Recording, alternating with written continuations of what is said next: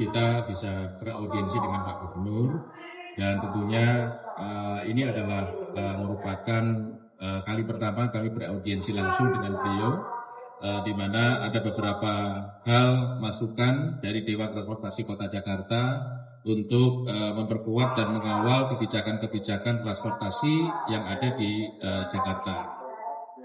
Paling tidak ada 5 poin yang kita bicarakan.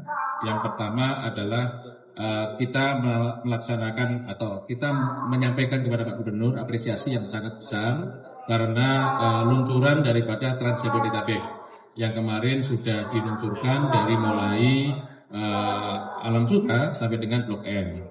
Dan untuk ini Dewan Transportasi Kota Jakarta dari 6 yang sudah direncanakan, dari Dewan Transportasi Kota Jakarta menyampaikan tambahan, tetapi tidak dengan tarif yang subsidi, tapi dengan tarif yang non subsidi atau dengan Royal Trans. Kenapa demikian? Karena sebetulnya kan orang-orang di developer yang ada di Bodetabek itu kan pengguna mobil pribadi itu yang akan kita sasar. Sehingga Royal Trans itulah yang akan kita tambahkan. Ada 7 yang kami sampaikan, diantaranya ada misalnya dari Geraha Raya Bintaro terkoneksi dengan Ciledug dengan koridor 13. Kemudian juga permintaan dari teman-teman Bodetabek untuk tidak memadati stasiun kereta cepat yang di Halim.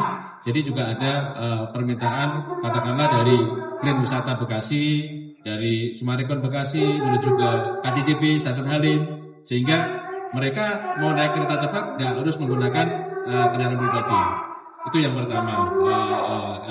Kemudian yang kedua adalah mengenai tarif parkir tinggi di usulan kami tarif parkir tinggi di koridor yang sudah terbentuk angkutan publiknya. Ya paling tidak sudah mulai itu. Ditambah lagi dengan bagaimana pengembangan park and ride yang ada di luar Jakarta. Karena itu juga akan menjadi salah satu mekanisme yang baik dalam bertransportasi. Artinya mereka parkir di satu tempat, kemudian menggunakan dengan transportasi publik. Kita mengapresiasi Pak Gubernur yang telah berkomunikasi dengan para kepala daerah di Bodetabek, baik Gubernur maupun Bupati Wali Kota, sehingga itu rasa-rasanya itu bisa dilaksanakan. Lalu selanjutnya adalah mengenai penerapan ETLE. Jadi Electronic Traffic Law Enforcement atau ETLE itu kan sebetulnya baru 11% yang terkirim. Jadi mudah-mudahan kita juga pengen itu menjadi salah satu hal yang bisa disampaikan, dan kemudian juga ada pembicaraan mengenai bagaimana kreatif budgeting untuk angkutan publik, termasuk juga bagaimana kami mengusulkan ada peraturan gubernur yang baru terkait dengan tata kelola daripada BUMD transportasi kita. Karena kan Pak Gubernur sudah menyampaikan